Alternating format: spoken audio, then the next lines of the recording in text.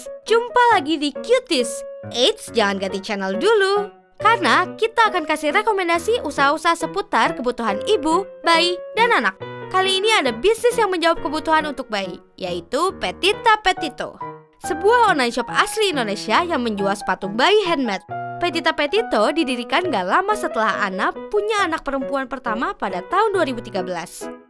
Produk ini muncul karena menginginkan bayinya punya sepatu yang nyaman, fleksibel, dan aman buat digunakan di kakinya yang lembut. Bisnis ini yang saya dan suami lakukan adalah bisnis sepatu bayi.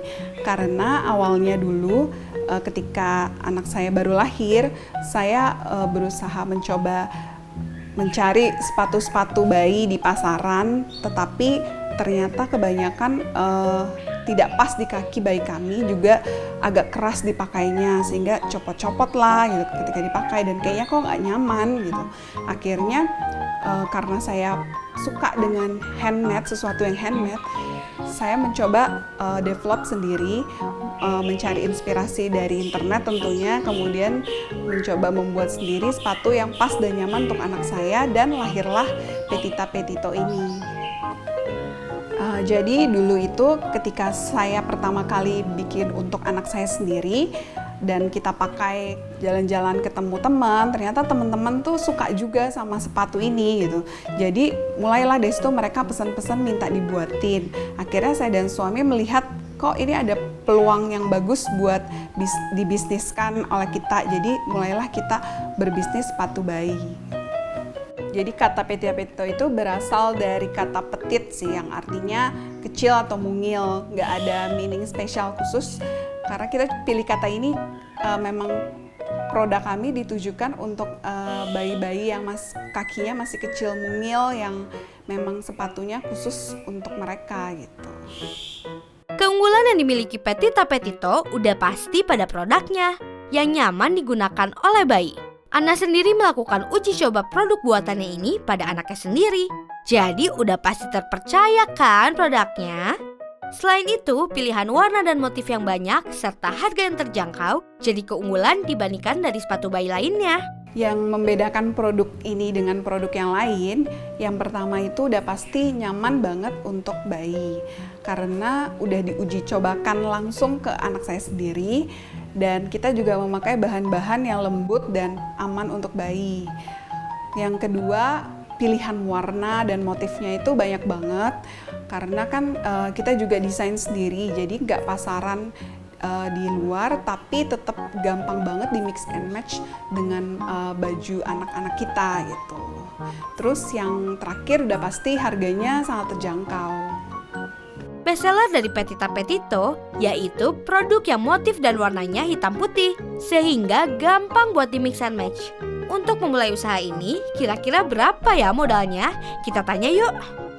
Jadi dulu awalnya ketika baru mencoba berbisnis sepatu bayi ini, saya membeli bahan bermotif di toko itu ya dengan modal hanya 200.000 lah gitu.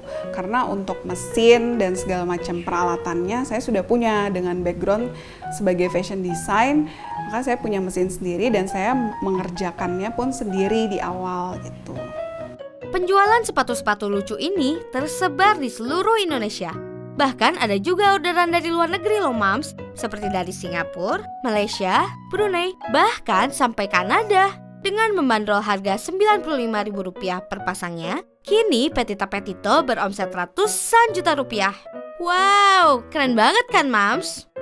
Untuk omsetnya per bulan ya kadang kalau memang lagi rame, high season itu bisa ratusan, tapi kalau memang gak high season atau lagi standar aja itu ya sekitar puluhan lah, puluhan juta. Wanita bernama asli Ana Astaman ini berharap agar produknya bisa lebih dikenal lagi hingga ke mancanegara. Dan ia selalu mengembangkan desain-desain produknya sehingga lebih up to date dan fresh. Untuk harapan ke depannya yang pastinya desainnya semakin up to date, terus lebih fresh lagi motif-motifnya, dan pastinya semakin dikenal di mancanegara. Pemilik dari Petita Petito ini ingin memberikan tips buat mamis di rumah. Yuk sama-sama dengerin. Tips buat yang ingin memulai usahanya, yang pasti harus sesuai dengan passion atau hobi kita, karena kalau sesuai dengan passion pasti kita akan melakukannya dengan happy setiap hari.